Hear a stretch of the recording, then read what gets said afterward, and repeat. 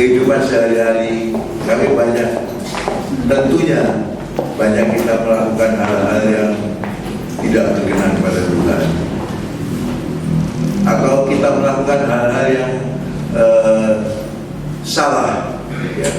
Kita mengatakan, ya, mari kita baca dulu dalam Efesus ya, tampilkan aja Efesus pasal 5, Efesus pasal 5 ayat yang ke-17.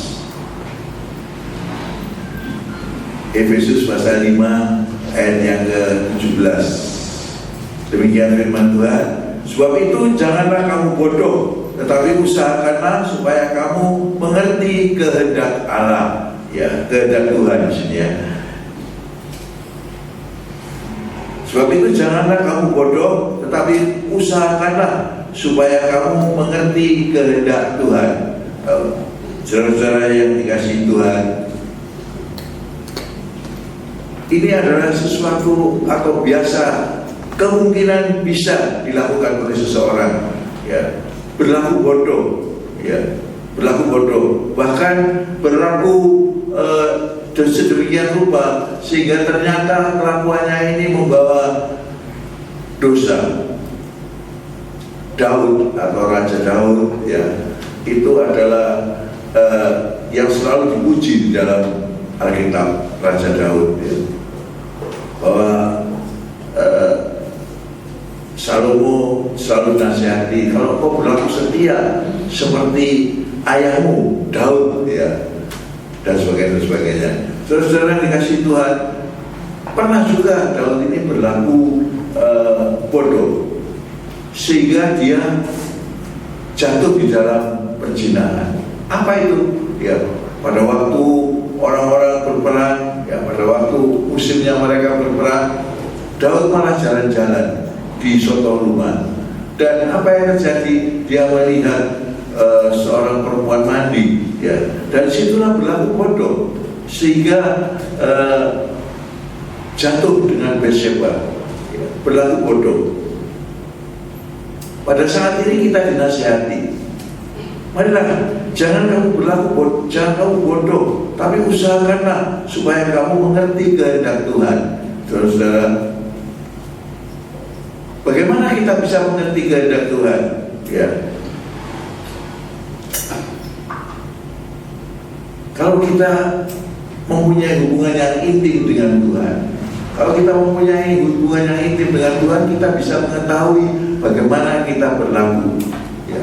Karena Tuhan juga kalau kita berlaku intim, mempunyai hubungan yang intim dengan Tuhan, kita akan ada diingatkan oleh Tuhan. Ya. Coba kita membaca dalam 1 Yohanes pasal 2 ayat yang ke-16. 1 Yohanes pasal 2 ayat yang ke-16. Ya, ya. Sebab semua yang ada di dalam dunia, yaitu keinginan daging dan keinginan mata serta keangkuhan hidup, bukanlah berasal dari Bapa, melainkan dari dunia. Ya, itulah. Jadi apa yang ada di dunia ini, ya, yaitu keinginan daging, itu keinginan mata, keangkuhan hidup, itu bukan berasal dari Bapa, bukan berasal dari Tuhan, tapi berasal dari dunia ini. Inilah yang membuat kita berlaku bodoh.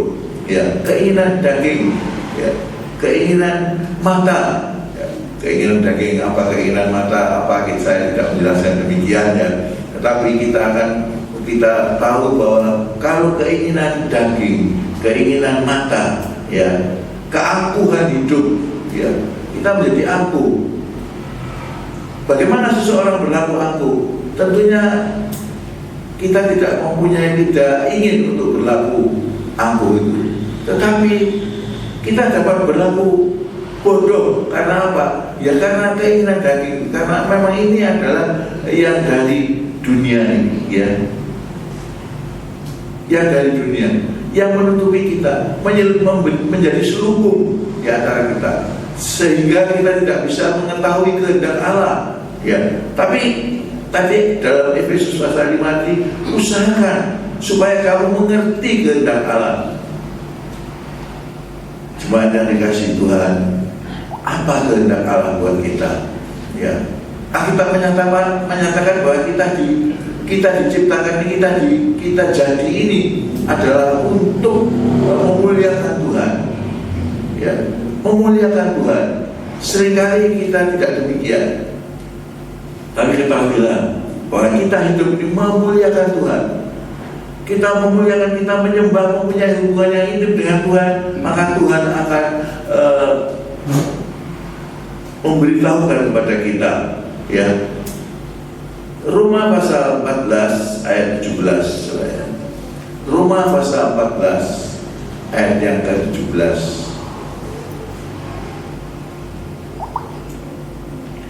Sebab kerajaan Allah bukanlah soal makanan dan minuman, tetapi soal kebenaran, damai sejahtera, sukacita oleh Roh Kudus.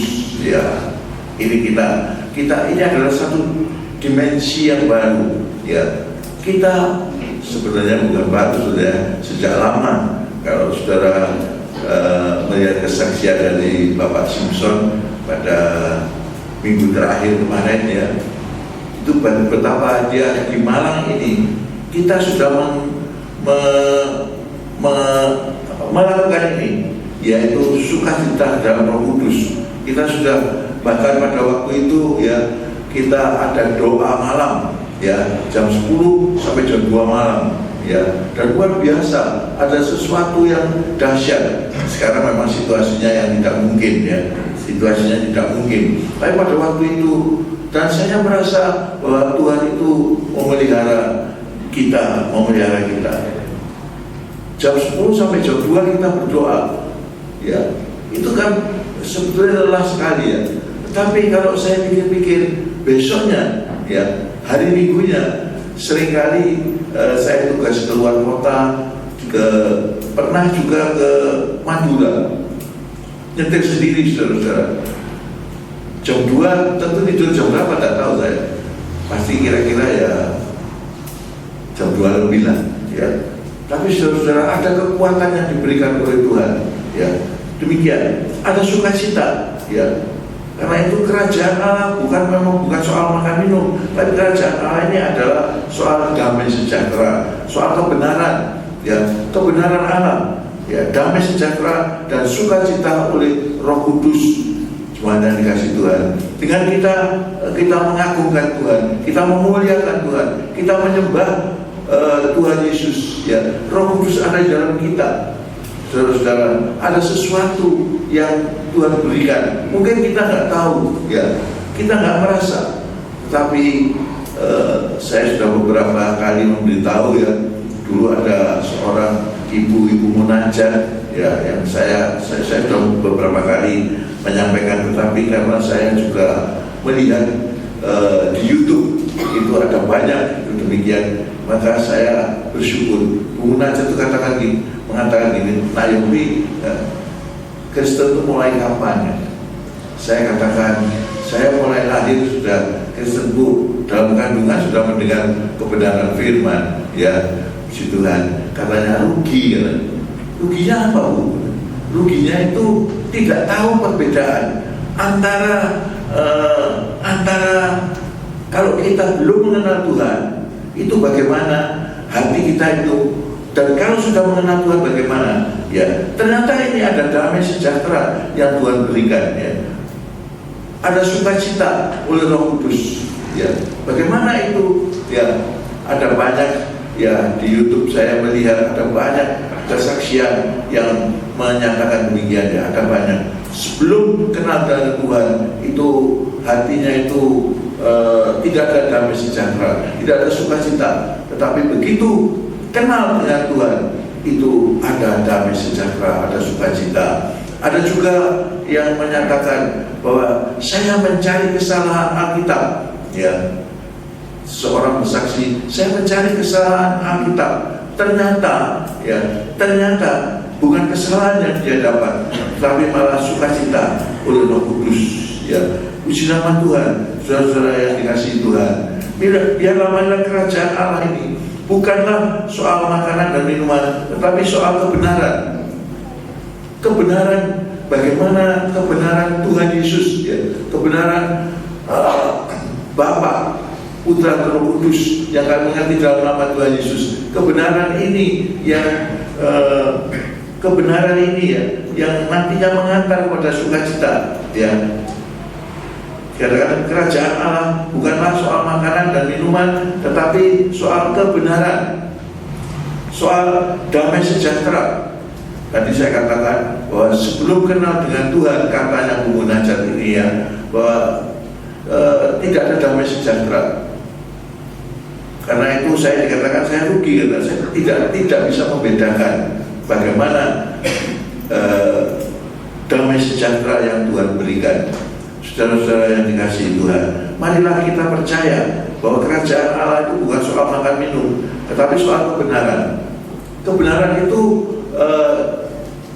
hanya ada di dalam Tuhan Yesus. Yesus berkata, akulah jalan, kebenaran, dan hidup ya, si Tuhan ada di dalam Tuhan Yesus. Karena itu marilah kita percaya ya.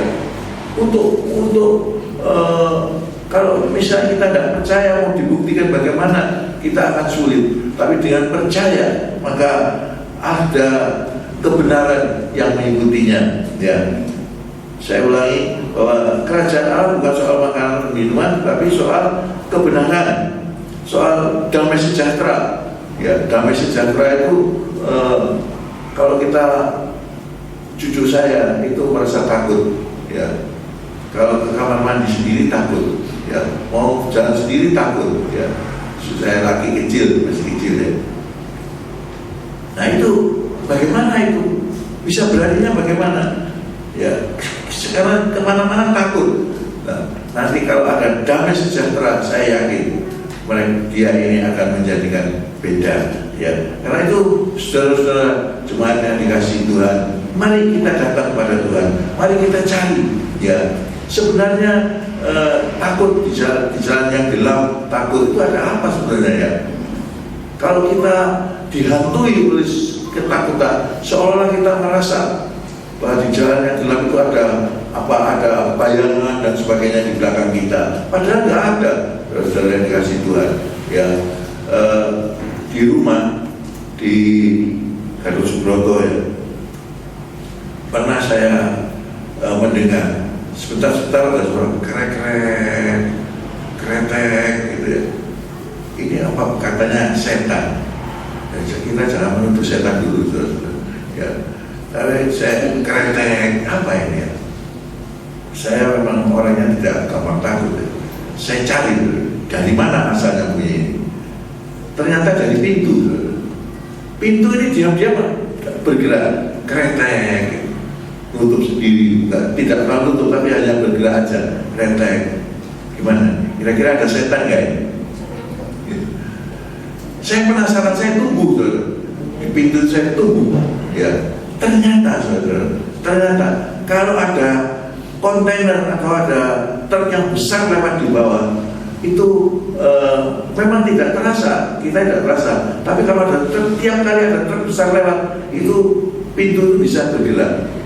Jadi bukan iblis, tetapi ada sedemikian rupa, tentu ada tekanan udara yang berbeda, saudara-saudara yang dikasih Tuhan. Dengan begitu saya mulai melihat, oh ini ya, selama ini orang banyak takut, katanya ada setan, ada apa. Tidak, kita lihat ya, ternyata kalau ada truk besar lewat di bawah, itu di atas itu ada gaul pintu itu bisa bergerak dan berbunyi ya. Kalau bunyinya ya bunyi engselnya itu. Karena itu saudara-saudara, kita jangan mudah takut ya. Ya, ini kita mudah takut, kita datang pada Tuhan. Biarlah ada damai sejahtera, ada sukacita ya. Hati yang gembira adalah obat yang manjur. Percayalah, hati yang gembira adalah obat yang manjur. Saudara-saudara, kalau ada seseorang yang kena corona misalnya ya, ini kesaksian dari Ahok, kalau ada orang yang kena corona ya, itu orang-orang yang pas-pasan ya, seperti pembantunya dia ya, seperti satpamnya ya, pengawalnya dia, sudah masuk rumah sakit ya, semuanya dicukupi dan cepat sekali sembuh ya. Tapi orang yang dia sendiri alami sendiri ya, waktu masuk dia kena corona, drop menjadi makin parah. Kemudian dia membaca firman Tuhan, hati yang gembira adalah obat. Dia menerapkan ini, hati yang gembira adalah obat. Ternyata menjadi cepat sembuh, saudara-saudara yang dikasih Tuhan. Karena itu puji syukur ya. Ada beberapa orang yang pernah kena corona, tapi yang tidak takut, saudara-saudara ya. Yang ada yang mengatakan vitamin D-nya itu kuat, ada vitaminnya kuat dalam tubuh itu menjadi sembuh ya. Tapi yang saya pikir adalah hati yang gembira ini, hati yang gembira yang tidak takut, berserah pada Tuhan, ada sukacita. Maka ada sukacita oleh Roh Kudus, itu sakit penyakit pun akan hilang ya. Puji nama Tuhan. Saudara-saudara yang dikasih Tuhan ya, kita melihat bahwa kerajaan Allah, di dalam kerajaan Allah ini tentu ada hal-hal yang luar biasa ya, hal-hal yang luar biasa ya. Ada kebenaran, kita melihat kebenaran tentu yang saya sudah katakan adalah di dalam Tuhan Yesus Kristus. Damai sejahtera ya akan dilimpahkan, kemudian sukacita oleh Roh Kudus ya. Semuanya itu akan membawa dampak yang luar biasa ya. Puji nama Tuhan. Seorang pendeta yang terkenal, pendeta senior berkata, pendeta Kristen ini adalah bohong katanya, tidak ada kesembuhan ya. Kalau memang ada kesembuhan, buatlah ya kebaktian kesembuhan ilahi pada zaman corona ini. Saudara-saudara yang dikasih Tuhan, pada waktu itu kemudian saya melihat ternyata ada hamba Tuhan yang dipakai oleh Tuhan ya, yaitu Andi Simon ya, dari Sulawesi kalau saya, dari sana. Andi Simon. Dia mengadakan, bahkan bukan dia mengadakan kebaktian kesembuhan, tapi orang sendiri yang datang, ya, tidak diundang, orang itu datang. Dan saya melihat di videonya, ditumpangi tangan sembuh, yang tidak bisa berjalan, yang di kursi roda sembuh, puji nama Tuhan. Ada supranatural, kesembuhan yang supranatural, saudara. Karena itu marilah kita percaya, ya, kita percaya supaya di dalam kita mengalir, ya, kuasa kesembuhan, di dalam kita mengalir kuasa kesembuhan. Bagaimana itu? Yaitu satu dimensi ini, yaitu apabila kita mempunyai hubungan yang erat dengan Tuhan, apabila Roh Kudus berkarya di dalam kita, ya. Bahkan Alkitab berkata, kalau Roh Kudus turun atasmu, kau akan menjadi saksi di seluruhnya, ya, sampai di ujung bumi. Saudara-saudara dikasih Tuhan, begitu dahsyat kalau Roh Kudus turun atasmu, ya. Karena itu marilah kita berusaha supaya kita mengenal Dia, supaya kita dekat, kita mempunyai hubungan yang intim dengan Tuhan. Dan yakinlah bahwa ada kesembuhan, ada damai sejahtera, ada sukacita dalam Roh Kudus, ya. Dalam Efesus pasal Filipi, dalam Filipi pasal 3 ayat yang 10. Filipi pasal 3 ayat yang ke-10 dan 11, ya. Demikian firman Tuhan, yang kukehendaki ialah mengenal Dia dan kuasa kebangkitannya dan persekutuan dalam penderitaannya, di mana aku menjadi serupa dengan Dia dalam kematiannya. Ayat 11, supaya aku akhirnya beroleh kebangkitan dari orang mati. Saudara-saudara, kita kembali ke ayat yang 10, ya. Kitab Roma, Rasul Paulus mengatakan, ya, yang kukehendaki ialah mengenal Dia. Maka itu pagi hari ini yang saya kehendaki juga demikian, sama dengan Paulus. Keinginan saya mengenal Dia. Dia itu siapa? Dia itu Yesus, ya. Mengenal Dia di dalam bidang apa?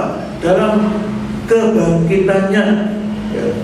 Bahwa Yesus itu memang Dia mati, tapi pada hari yang ketiga Dia bangkit, ya. Dia mati, pada hari yang ketiga Dia bangkit dari antara orang mati. Maut tidak bisa menahan Dia, ya. Kuasa kebangkitannya dan persekutuan dalam penderitaannya, ya. Jadi orang Kristen, ada seorang yang saya kenal, ya. Itu dia sebelum jadi orang Kristen dia mempunyai ilmu-ilmu, ya. Setelah jadi orang Kristen, lama-lama, ya, kemudian memang Tuhan izinkan sakit, ya. Saudara-saudara dikasih Tuhan, ya, dia bertanya, kok lemah katanya, kuasa-kuasa yang dia punya dulu di mana, ya. Kemudian saya berdoa, ya, saya berdoa, dan luar biasa. Saya berdoa itu biasanya tidak gebrak-gebrak, itu tidak begitu, saudara. Tapi kali ini saya berdoa, ya, waktu itu kebaktian di desa, duduk aja di bangku yang tidak ada sandarannya, ya, duduk aja. Kemudian karena Bapak ini minta terlepasan, maka saya tumpang tangan, ya, di dalam di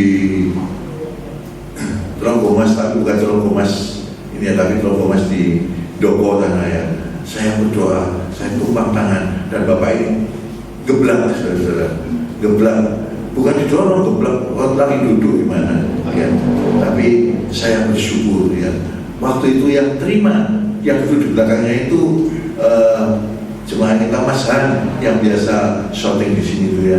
Jadi dia jatuh di situ, ya, dan ada kelepasan. Saudara-saudara dikasih Tuhan, ada kuasa, ya, ada sesuatu, ada damai sejahtera, ya. Percayalah, yang dikehendaki, ya, itu adalah mengenal Dia, mengenal Tuhan Yesus, dan kuasa kebangkitannya, mengenal kuasa kebangkitan daripada Tuhan Yesus. Tuhan Yesus memang mati, tapi pada hari yang ketiga bangkit, dan dalam penderitaannya. Jadi bukan hanya itu, tapi memang kalau jadi orang Kristen kadang-kadang kita perlu menderita, tapi itu adalah pikul salib ya.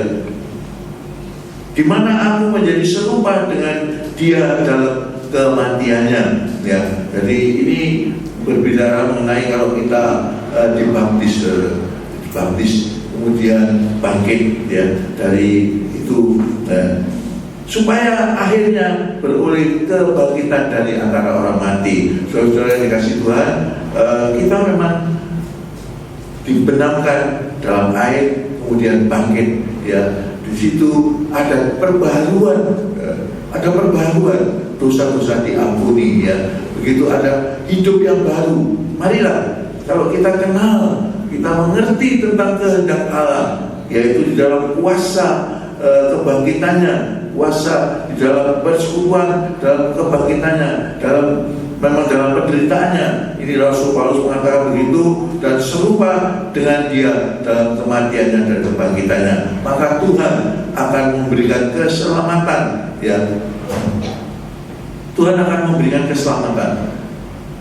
Saudara, mungkin orang cari di mana keselamatan, tapi di dalam Tuhan. Percayalah, yakinlah bahwa di dalam Tuhan berjanji ada keselamatan yang Tuhan berikan. Haleluya. Apakah sudah percaya ini?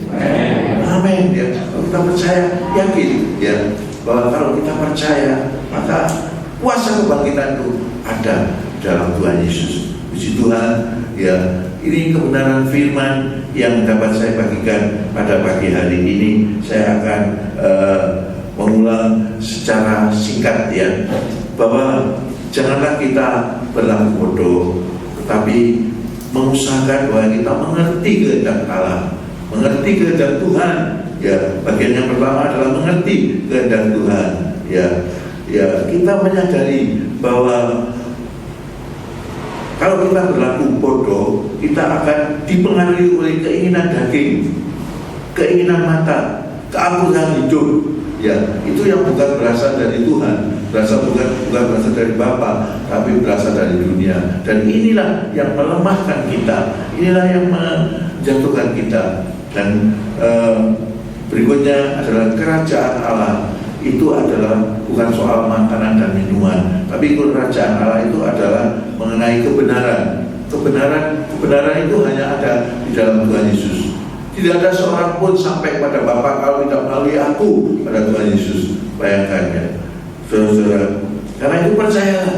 Kalau kita percaya pada Tuhan Yesus, Yesus itu adalah aku dalam Bapa. Ya, jadi Yesus itu adalah Bapa juga. Ya, Yesus itu kita percaya. Memang Bapa itu adalah zamannya yang dahulu sebelum Yesus lahir, pada zamannya beda. Tapi pada zamannya Yesus itu adalah yang luar biasa, mengenalkan nama itu ya.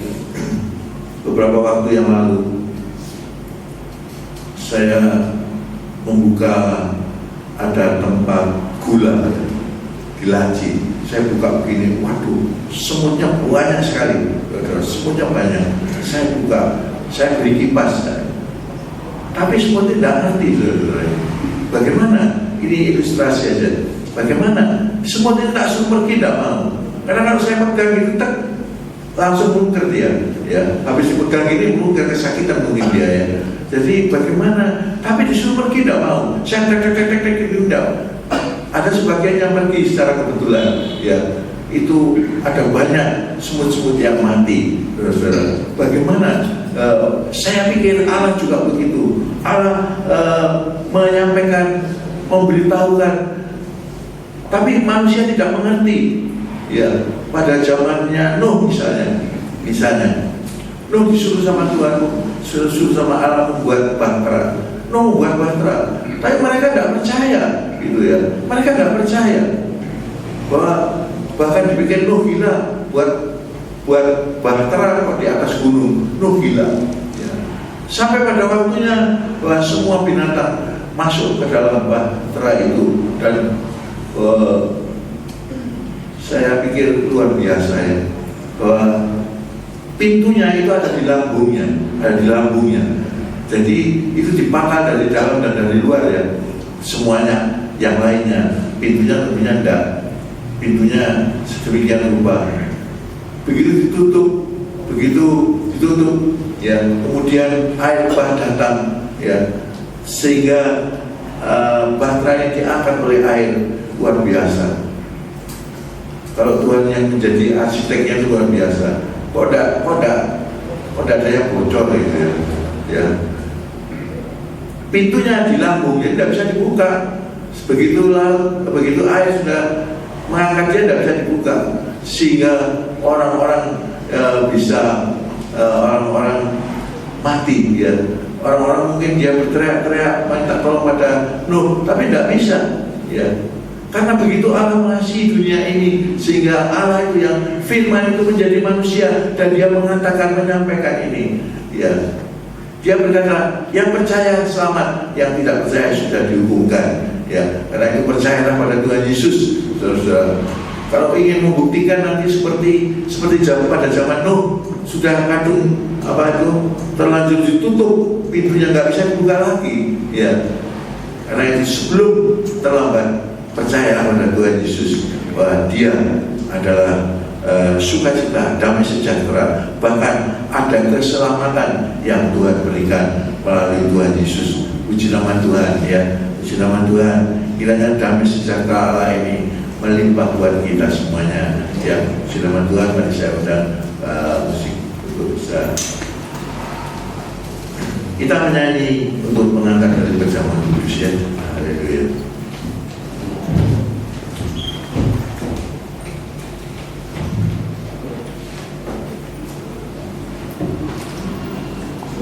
Tuhan menjamah, kami sangat percaya bahwa jerih payah kami dalam persekutuan dengan Tuhan tidak sia-sia. Karena itu Tuhan, hamba berdoa seluruh hamba-hambamu yang terlibat di dalam kebaktian ini, Tuhan memberkati. Kami sangat percaya, Tuhan. Terima kasih Tuhan. Demikian juga yang sudah menikmati perjamuan kudus, kami sangat percaya, Tuhan, bukan dengan sebagaimana biasa saja, tetapi kami sangat percaya ada kuasa yang luar biasa. Apabila kami percaya segala penyakit yang ada Tuhan sembuhkan. Terima kasih Tuhan, terima kasih. Yang lemah Tuhan kuatkan, ya Tuhan Yesus. Sebentar kami akan berpisah, tapi marilah Tuhan, Engkau mengabulkan doa-doa pribadi, doa syafaat yang sudah dinaikkan.